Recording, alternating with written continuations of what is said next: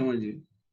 तो यहाँ पर जो करंट, अगर आप एक फुल साइकिल के लिए फाइंड आउट करते हैं for a complete cycle, so it will be turn out to be a 0। क्यों?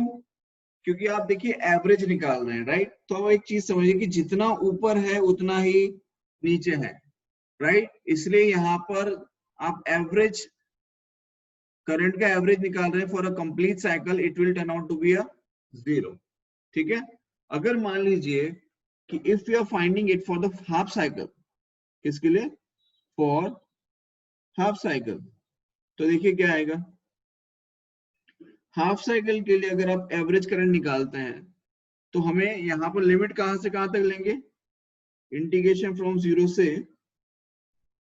पाई by omega I not sine omega t d t by integration of D T, integration कहां से कहां तक? 0 से लेके पाई बाय ओमेगा तक, integration D T. ठीक है?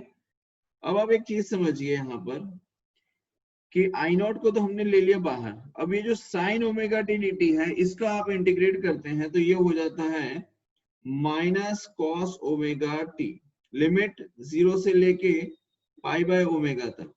और यहाँ पर ये जो dt है इसको इंटीग्रेट करेंगे तो हमें मिलेगा t, और t का जब हम वैल्यू पुट करेंगे तो हमें मिलेगा पाई बाय ओमेगा। ठीक है? अब इस स्टेप को आगे समझिए।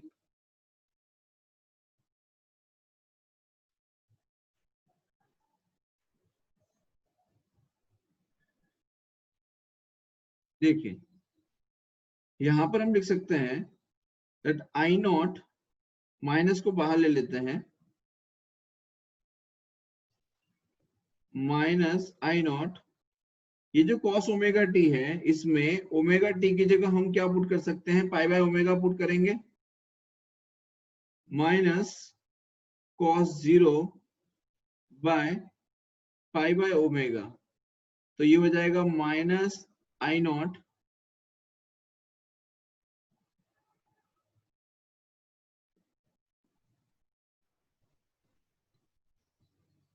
एक मिनट, इसका इंटीग्रेट करेंगे तो ये आ जाएगा minus cos omega t by omega. Yes, ये तो रही गया लिखना। ठीक है? तो ये हो जाएगा नाउ, यहाँ पे क्या क्या कट हो जाएगा? ये ओमेगा से ये ओमेगा चला जाएगा तो ये बचेगा minus I naught by pi, और यहाँ पे रहेगा कॉस पाई माइनस कॉस 0। ठीक है? तो minus I naught by pi, cos pi की वैल्यू है -1, कॉस 0 की वैल्यू है -1, मतलब कॉस 0 की वैल्यू 1, तो ये हो जाएगा माइनस माइनस प्लस, तो 2 times of I naught by pi, कितना आ जाएगा? 2 times of I naught by pi. तो ये हमने क्या निकाल लिया?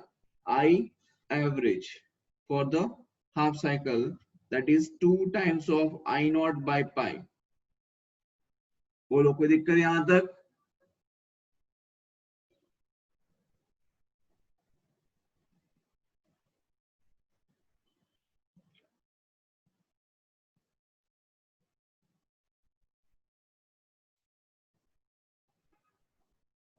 नेक्स्ट समझिए, similarly if we go for EMF, किसकी बात करेंगे हम? ईएमएफ की। सिमिलरली अब आप देखिए कि यहां पर हमने करंट लिया है, ठीक है? अगर उसकी जगह मैं यहाँ पर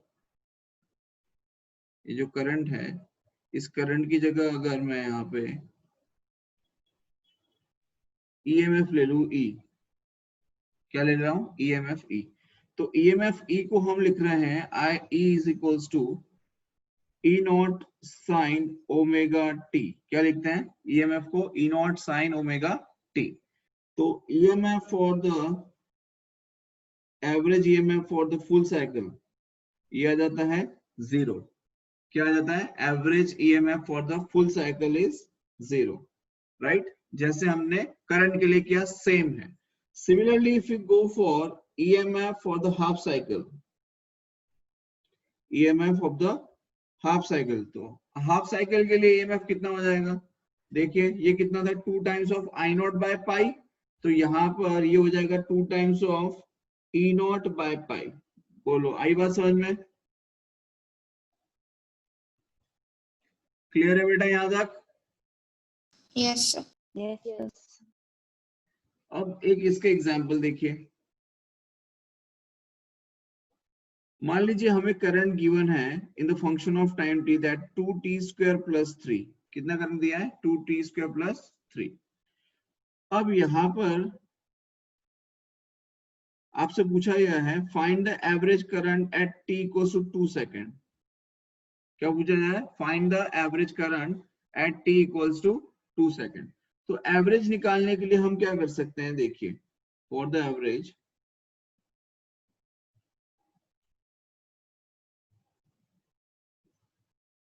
average current eight t = 2 second पे इंटीग्रेशन 0 से 2, कितना करंट है, 2t² + 3 dt bye integration of dt। अब इंटीग्रेशन ऑफ dt का मतलब कितना टाइम दिया हुआ है वो, तो टाइम तो हमें पता ही है कितना गिवन है, 2 सेकेंड, तो हमने यहाँ पे 2 रख लेते हैं, राइट। अब क्या हो जाएगा, अब आप इसको देखो इंटीग्रेट करो, 2t² + 3, तो ये हो जाएगा 2t³ / 3 + 3t² / 2, लिमिट कहां से कहां तक, 0 से 2 तक, डिवाइड बाय 2, 3t होगा ना। सॉरी हाँ 3t होगा, यस ठीक है। बोलो यहां तक क्लियर है, यहां तक क्लियर है, यस सर। ठीक। नाउ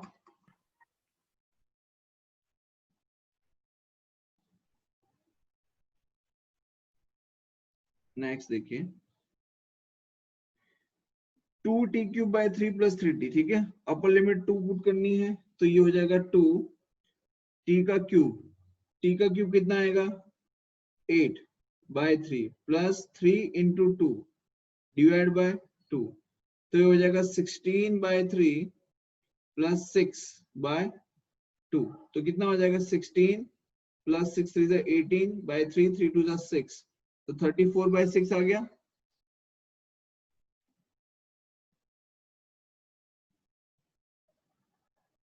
सही है,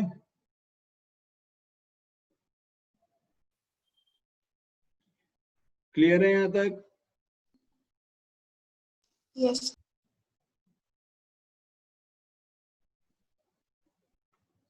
Anyone has any doubt?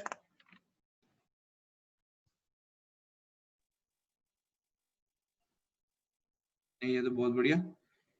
देखिए एक और एग्जांपल ले लेते हैं,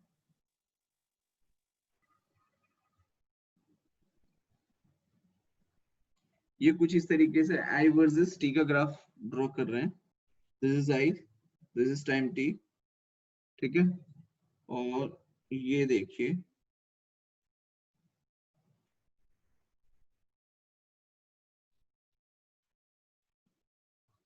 लाइक दिस,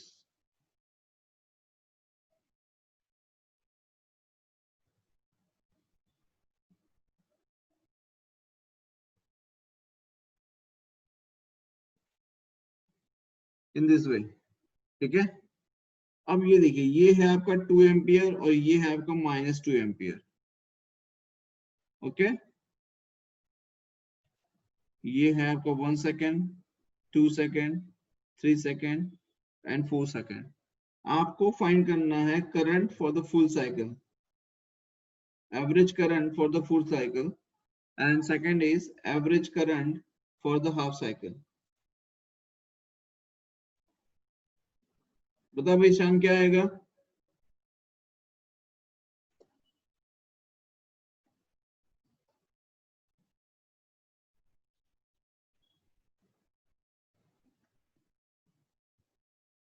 शान?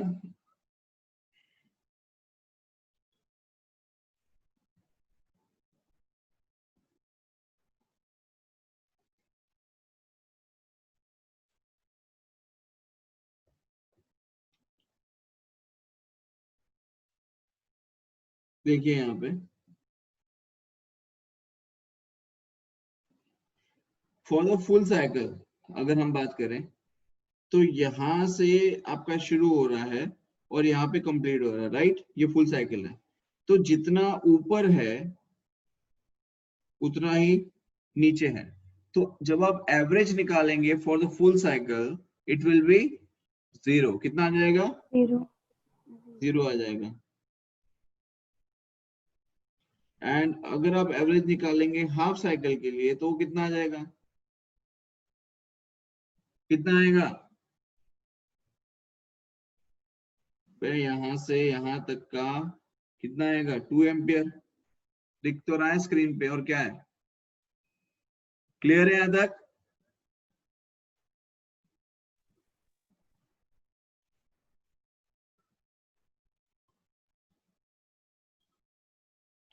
नेक्स्ट है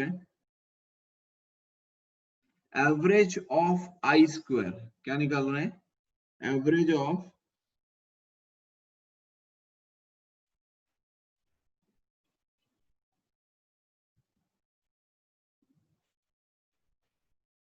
आई स्क्वायर, ठीक है? और वी कैन से दिस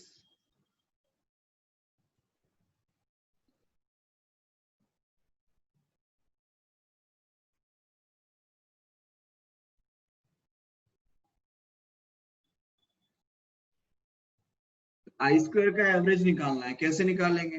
देखिए हमें पता है कि करंट क्या है, I not sine omega T. देखिए यहाँ पर हम आई स्क्वायर का एवरेज निकाल रहे हैं, उसके पीछे काफी सारे रीजन है, वो आपको आगे चल के पता चलेंगे कि हम लोग क्यों अभी आई स्क्वायर का फाइंड आउट कर रहे हैं, ठीक है? तो देखिए आई इक्वल्स टू बेटा क्या है हमारे पास में? करंट है I not sine omega T.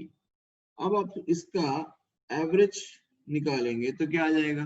देखिए सबसे पहली चीज तो एवरेज निकालना है, तो हम क्या करते हैं? Integration of function of I of T d T by integration of D T, right? यही करते हैं। तो यहाँ पर भी हम वही करेंगे, यस और नो? तो हम यहाँ पे हाफ साइकिल के लिए निकालेंगे, बिकॉज फुल साइकिल के लिए तो क्या होगा? 0। तो हाफ साइकिल के लिए निकालेंगे 0 से लेके पाई बाय ओमेगा, ठीक है? I naught square sine square omega t d t by integration from 0 to pi by omega dt। ये करना है आपको, ठीक है? ये इंटीग्रेशन आप लोगों को करना है, आपके पास 1 मिनट का टाइम है। Start doing it.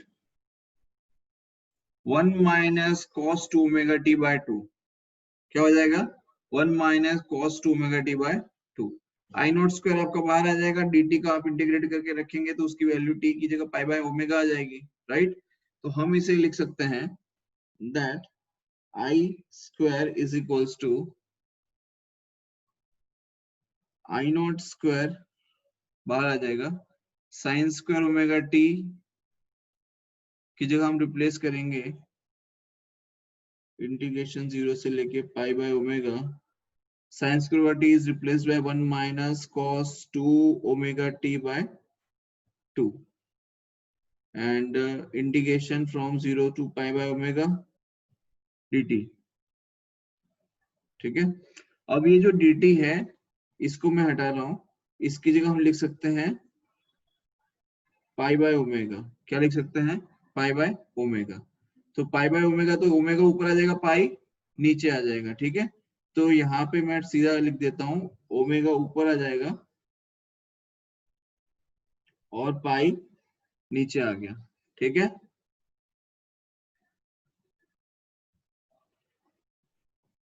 Now I naught square omega by pi 1 minus cos 2 omega t by 2 into d t. अब हमें इसको इंटीग्रेट करना है, तो ये हो जाएगा 1 बाय 2 डी टी। क्या आ जाएगा? 1 by 2 d t. D t का आप इंटीग्रेट करेंगे तो क्या आ जाएगा?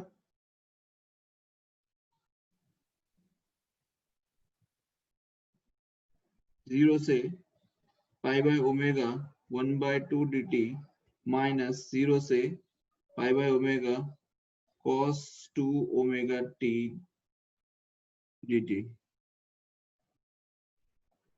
ठीक है, ये हो जाएगा I naught square omega by pi, और ये हो जाएगा आपका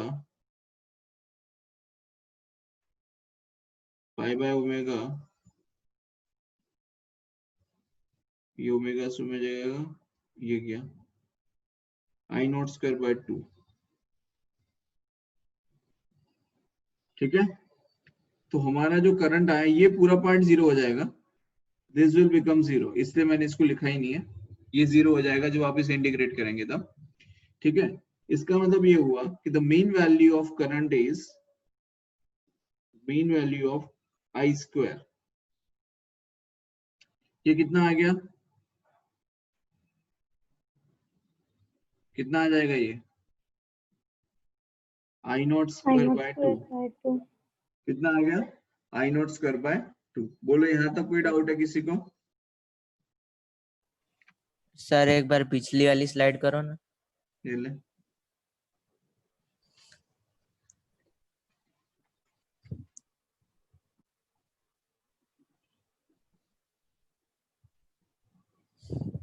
बोलो हो गया?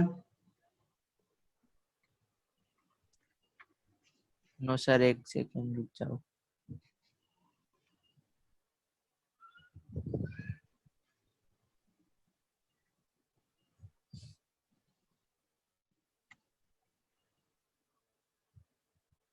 हो गया? सर हो गया। Yes sir. ठीक है, तो जैसे हमारे पास में ये करंट का वैल्यू आई, मतलब करंट का जो स्क्वायर है उसकी हमने एवरेज वैल्यू निकाल ली। Similarly we can write it for EMF also. Similarly we can write it for EMF, that means E square is equals to क्या हो जाएगा E naught square by 2।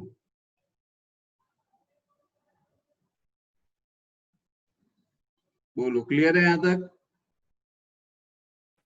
Yes sir. कोई doubt किसी को yes यहाँ पे? Sir.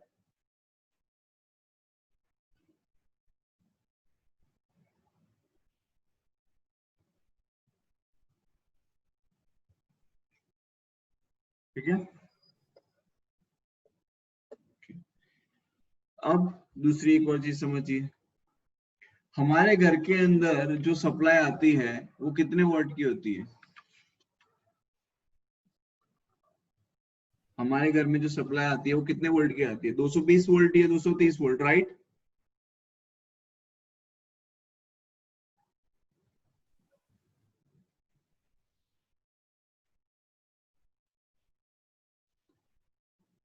Let's talk about the RMS value of current.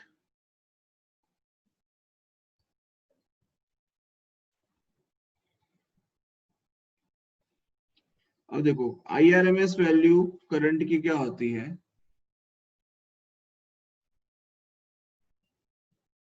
तो हम उसे लिखते हैं, देखो रूट मीन और स्क्वायर, ऐसे लिखते हैं IRMS, that means the root mean square value of the current। ठीक है, अब यहाँ पे सिमिलरली हम लोग लिख सकते हैं ERMS, मतलब कि EMF के लिए, तो उसके लिए क्या लिख सकते हैं? रूट मीन स्क्वायर, ये आपका EMF आ गया, राइट? तो ये IRMS वैल्यू हो गई और ERMS वैल्यू हो गई। लेकिन अब एक चीज समझिए कि इसमें हमें ये RMS वैल्यू की जरूरत क्या पड़ती है? रूट मीन स्क्वायर जो हमने वैल्यू फाइंड आउट की है वो हमें क्यों जरूरत पड़ी?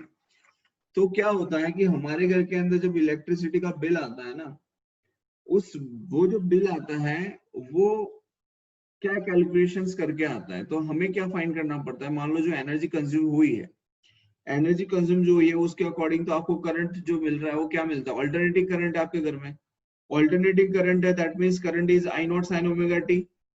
इसका मतलब ये हुआ कि आपको जब जब एनर्जी फाइंड करनी है कि how much energy a consumer has consumed, तो आपको हर बार क्या करना पड़ेगा, इंटीग्रेशन करना पड़ेगा। आपको क्या करना पड़ेगा, इंटीग्रेशन करना पड़ेगा कि भाई इतने टाइम से इतने टाइम को कंज्यूम किया है तो उसके अकॉर्डिंग बिल इतना कितना एनर्जी कंज्यूम किया, तो उसके लिए आपको क्या करना पड़ेगा, इंटीग्रेट करना पड़ेगा। अभी जो इंटीग्रेशन करना पड़ेगा, this is very complex thing, this is very complex. तो उस कॉम्प्लेक्स को इजी करने के लिए हमने यहाँ पे IRMS की टर्म को इंट्रोड्यूस किया कि भाई ये RMS वैल्यू है, ये फिक्स है, ठीक है। अब वो IRMS क्या है, क्यों है, वो देखिए। सपोज हमने यहाँ पर ये लिखा हीट एनर्जी कितनी प्रोड्यूस हुई, मतलब कि जो एनर्जी कंजप्शन है मैं उसी की बात कर रहा हूँ। हीट एनर्जी प्रोड्यूस, मान लो हम लिखते हैं हीट एनर्जी प्रोड्यूस्ड,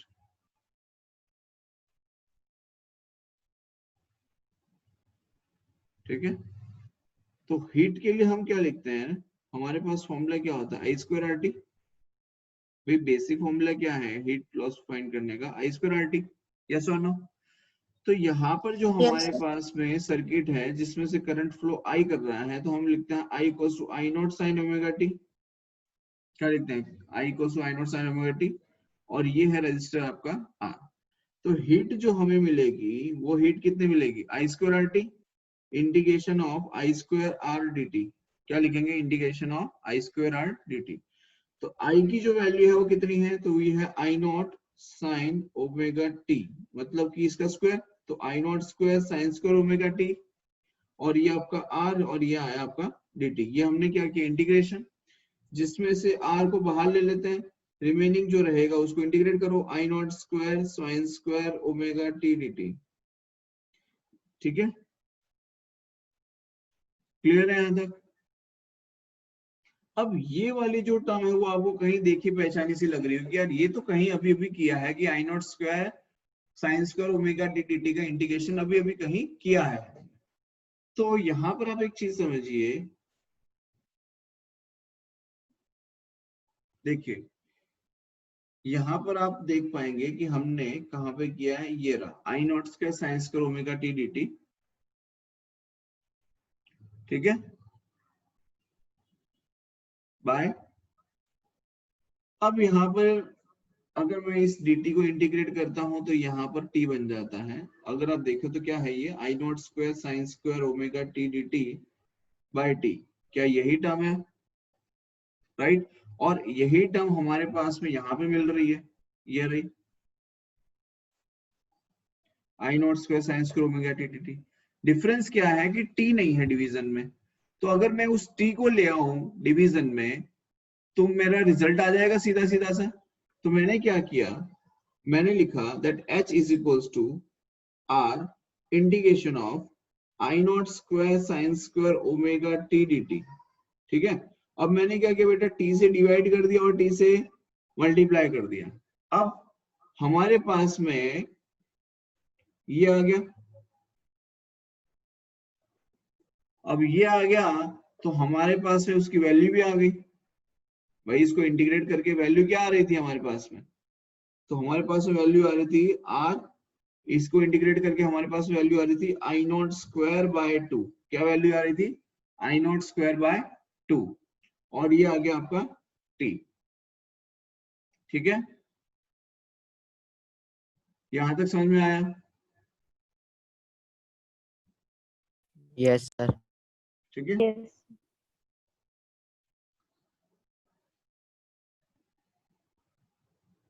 अब चीज समझिए,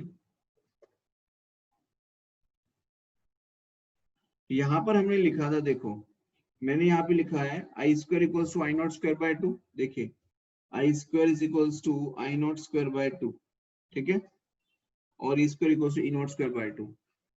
तो यहाँ पर मैंने आपको बताया कि अगर मैं IRMS निकालूं, मतलब रूट मीन स्क्वायर वैल्यू अगर मुझे निकालनी है तो क्या पढ़ना पड़ेगा, रूट मीन और स्क्वायर, यही करना पड़ेगा। तो मैंने ऑलरेडी इतना तो किया हुआ है, मुझे करना क्या है, सिर्फ वैल्यू पुट करनी है। देखो मीन ऑफ I², तो इसका मतलब I0 स्क्वायर बाय 2 पुट करना पड़ेगा। तो IRMS वैल्यू कितनी आएगी, I0 by root 2। IRMS value कितनी आ गई, I0 बाय रूट 2। सिमिलरली अगर मैं ERMS फाइंड करूं तो ERMS क्या आ जाएगा, E naught by root two. ERMS क्या आ जाएगा, E naught by root two. तो अब आप समझिए कि मेरे पास IRMS वैल्यू कितनी आ गई, I naught by root two आ गई। इस वैल्यू का अगर मैं यहाँ पर यूज करूं, देखिए अगर मैं यहाँ पे लिखूं R, ये लिख लिया I naught by root two का होल स्क्वायर इंटू टी, लिख सकते हैं कि नहीं? तो क्या हो जाएगा, H is equals to I naught by root two का whole square R into t. तो I naught by root two का होल स्क्वायर करेंगे, दैट मीन्स ये क्या हो जाएगा, IRMS हो जाएगा।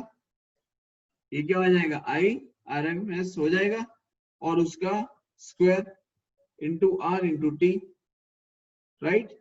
तो ये हो जाएगा I square RMS into R into T. बोलो आई बात समझ में? Yes.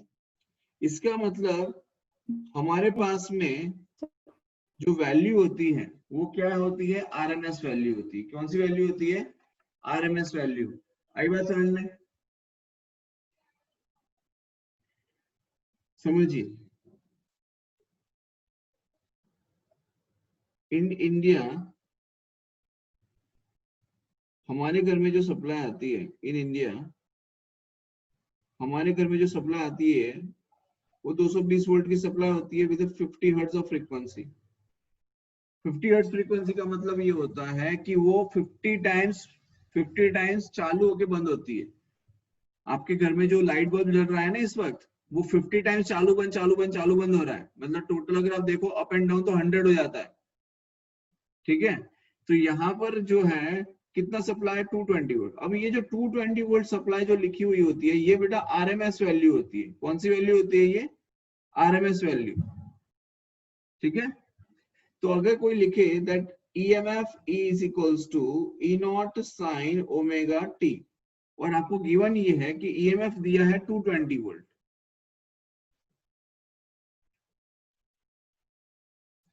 तो हम क्या लिख सकते हैं कि भाई रूट 220 वोल्ट आपकी क्या है, हमारे घर में जो सप्लाई आ रही है 220 वोल्ट की, this is RMS value, yes और नो। इसका मतलब मैक्सिमम वैल्यू क्या होनी चाहिए, भाई हमने निकाला कि ERMS जो होता है वो किसके इक्विवेलेंट होता है, तो E naught by root two के इक्विवेलेंट होता है। इसका मतलब मैक्सिमम वैल्यू, मतलब कि E नॉट जो है that is the maximum value, वो कितने हो जाएंगे, वो हो जाएगा root two times of ERMS।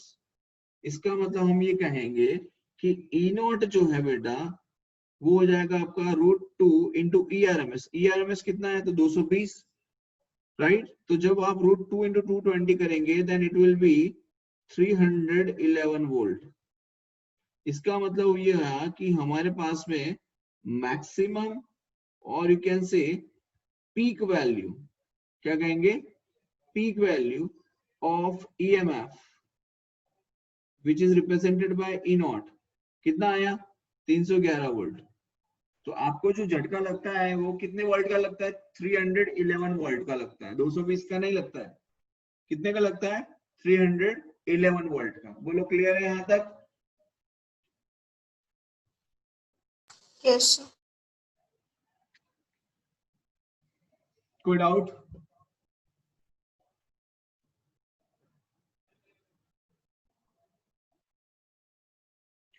India के अंदर हम लोग यूज करते हैं 220 volt 50 hertz frequency, right. USA के अंदर, इन यूएसए में कितना होता है, यूएसए में 110 वोल्ट एंड 60 हर्ट्ज फ्रीक्वेंसी। अगर अब आप लोगों को याद हो तो करंट इलेक्ट्रिसिटी के अंदर हमने कुछ क्वेश्चंस किए थे इसके बेसिस पे, याद है आप लोगों को? Yes, sir. Yes. ठीक है, तो वो सब हम काम कर चुके हैं पहले ही। अब हम स्टडी करते हैं सर्किट थ्योरी। क्या स्टडी करेंगे, सर्किट थ्योरी।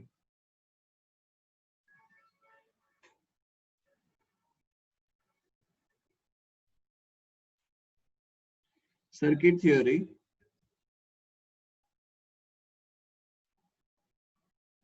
अब देखिए यहाँ पे सर्किट थ्योरी के अंदर सबसे पहले तो आप एक चीज समझिए कि सर्किट अलग अलग तरीके के होते हैं, ठीक है। उसमें से हम कुछ सर्किट्स को स्टडी करेंगे इस चैप्टर के अंदर, जिसमें सबसे पहला जो सर्किट है वो है प्योरली रेजिस्टिव सर्किट, पहला जो सर्किट है वो क्या है, purely resistive circuit.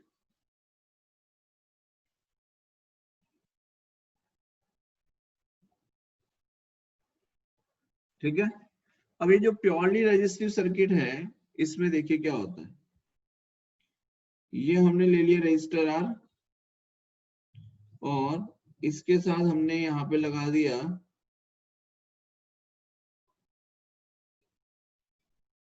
AC supply. ठीक है, और इसमें से करंट फ्लो होगा I। एक यहाँ पे जो सप्लाई मिल रही है that is E equals to E naught sine omega t. कितने मिल रही है, E equals to E naught sine omega t. तो अब आप एक चीज समझिए कि करंट जो है वो कितना होगा, करंट होता है E बाय R, तो ये हो जाएगा E naught sine omega t by R।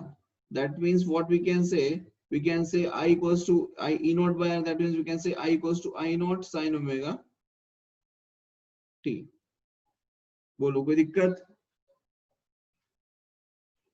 यहां तक किसी को कोई दिक्कत, yes or no? Hello, No, sir. ये हमारा करंट आ गया, कितना आ गया current, I equals to I naught sin omega t आ गया।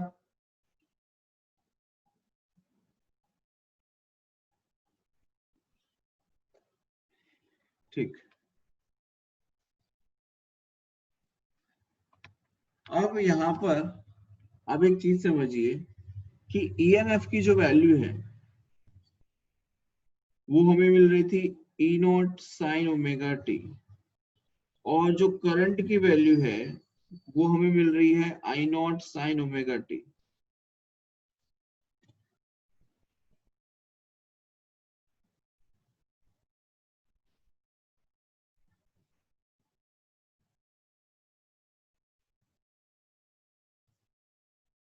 अब आप यहाँ पे एक चीज नोटिस कीजिए कि दोनों ही चीजें मतलब कि EMF एंड करंट ये दोनों एक ही फेज पर हैं, दोनों क्या है, एक ही फेज पे, दैट इज फेज समझते हैं आप लोग, हम लोगों ने SHM के अंदर आपको पढ़ाया था, आपको याद होना चाहिए that there is no phase difference here. तो यहाँ पर फेज डिफरेंस क्या है, 0, देयर इज नो फेज।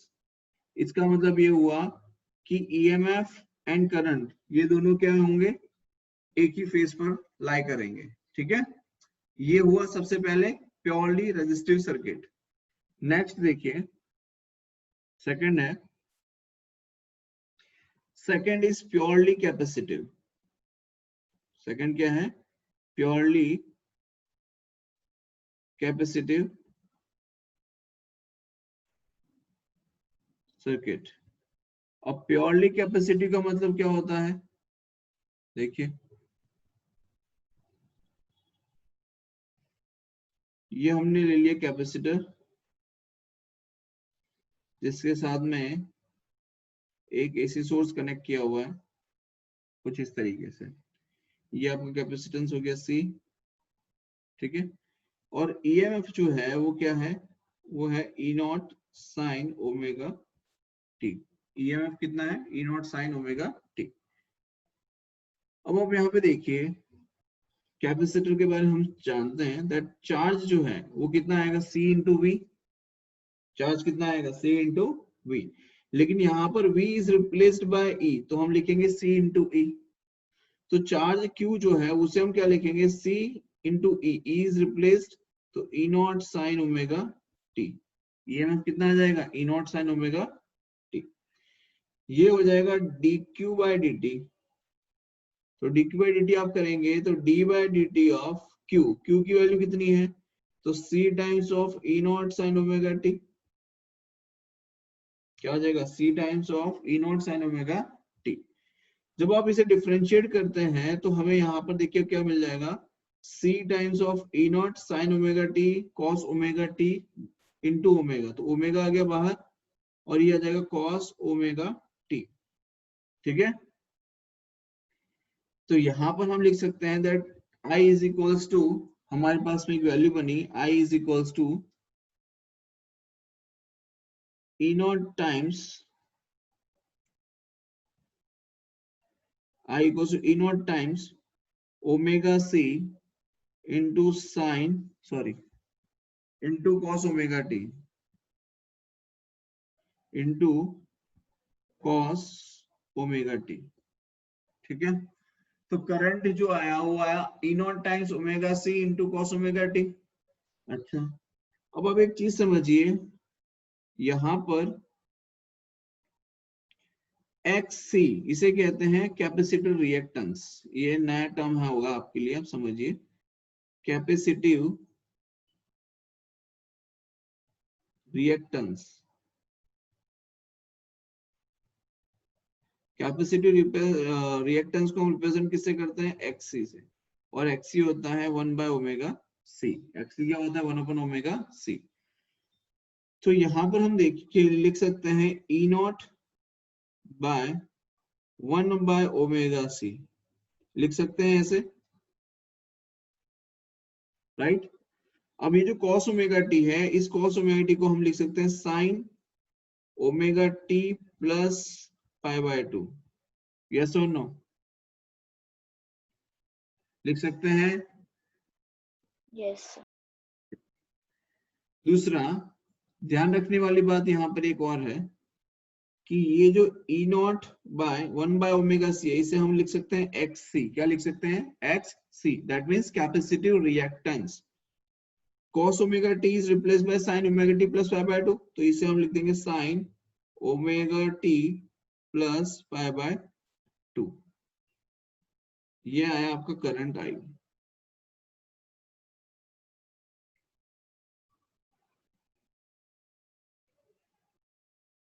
बोलो यहां तक कोई दिक्कत?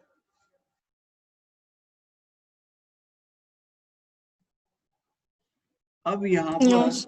ये जो XC हमने लिखा है 1 बाय ओमेगा C, बेसिकली इसका जो यूनिट है, इसका यूनिट होता है ओम। कितना होता है, क्या होता है, ओम। ठीक है, कैपेसिटिव रिएक्टेंस अगर XR लिखते हैं तो उसका यूनिट भी ओम ही होता है, जिससे हम कहते हैं रेजिस्टिव रिएक्टेंस। क्या कहते हैं, रेजिस्टिव रिएक्टेंस।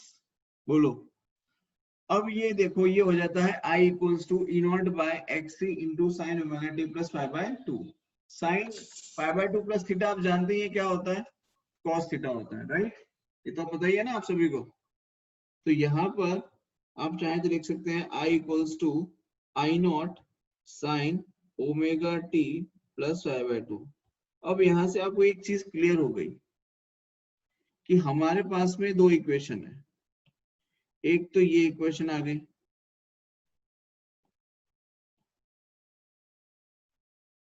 ठीक है, इसको मैं ले लेता हूं I equals to I naught, ठीक। और दूसरी आ गई E equals to E naught sine omega t. अब यहाँ पे एक चीज आपको समझनी है, वो ये कि करंट जो है वो 90 डिग्री लीड कर रहा है वोल्टेज को। करंट क्या कर रहा है, 90 डिग्री लीड कर रहा है वोल्टेज को। मतलब what we can say current leads voltage by pi by 2, क्योंकि पाई बाय 2 को फेज डिफरेंस आया, तो क्या लिखेंगे, current leads voltage by pi by 2 या फिर 90 डिग्री। ठीक है, इसको हम कैसे रिप्रेजेंट करते हैं, तो इसे हम रिप्रेजेंट कर सकते हैं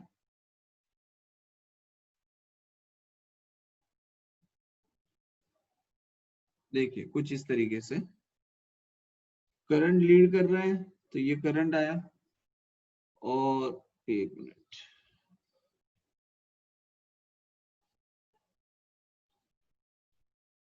ये करंट और ये वोल्टेज, ये है आपका करंट और ये है आपका वोल्टेज। ठीक है, और कितना एंगल है दोनों के बीच में, 90 degree. So here we can say that current leads voltage by 90 degree। यहां तक कोई डाउट है किसी को? Anyone has any No, doubt? sir. ठीक है, अब एक न्यूमेरिकल देखो।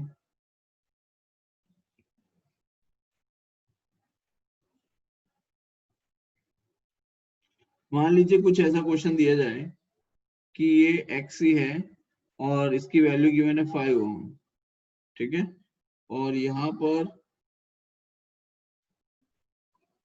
AC सोर्स कनेक्ट किया हुआ है, ये हमने AC सोर्स अप्लाई किया है। करंट जो फ्लो हो रहा है that is 2 sin omega t plus 30, ये करंट फ्लो हो रहा है, ठीक है। तो EMF कितना होगा ये निकालना है। तो क्या कर सकते हैं, देखो सबसे पहली चीज तो हमारे पास में बेसिक ये चीज पता है कि करंट लीड करता है 90 डिग्री से वोल्टेज को। इसका मतलब अगर करंट 90 डिग्री लीड कर रहा है वोल्टेज को, तो वोल्टेज 90 डिग्री क्या कर रहा होगा, लैग कर रहा होगा। तो हम क्या लिख सकते हैं, E is equals to E naught sine omega t plus, अब देखो ये ऑलरेडी गिवन है ओमेगा टी प्लस 30, तो करंट का फेज तो हमें पता है कि ओमेगा टी प्लस 30 है, ठीक है, लेकिन वोल्टेज कितना पीछे है, तो माइनस 90 डिग्री। यस और नो भाई, समझ में आया? Yes. करंट की जो डायरेक्शन Yes. है वो हमने मान लो ओमेगा टी प्लस 30 से पता चल गया कि भाई इस डायरेक्शन में ओमेगा टी प्लस 30 पे है, लेकिन करंट और वोल्टेज के बीच में कितना है, फेज डिफरेंस है 90 डिग्री। तो वोल्टेज क्या करता है, लैग करता है करंट को बाय 90, तो माइनस 90 लिया हमने यहाँ पर। अब ई नॉट की जो वैल्यू है वो क्या आएगी, तो भाई साहब देखो ई नॉट हम क्या लिख सकते हैं, ई नॉट के लिए हम लिख सकते हैं e naught is equals to I naught times of एक्सी। अब आई नॉट कितना है, तो आई नॉट देखो ये 2 आई नॉट होना चाहिए, ये जो 2 है वो क्या होगा, आई नॉट होगा, तो ये 2, और एक्सी की वैल्यू कितनी है, तो 5, तो ई नॉट कितना आ जाएगा 10 वोल्ट। इसका मतलब हम लिख सकते हैं E is equals to 10 sine omega t plus 30 minus 90। अब 30 माइनस 90 कितना है 60, तो अब लिख दो ओमेगा टी माइनस 60, तो ये आपका EMF आ गया। बोलो आई बात समझ में?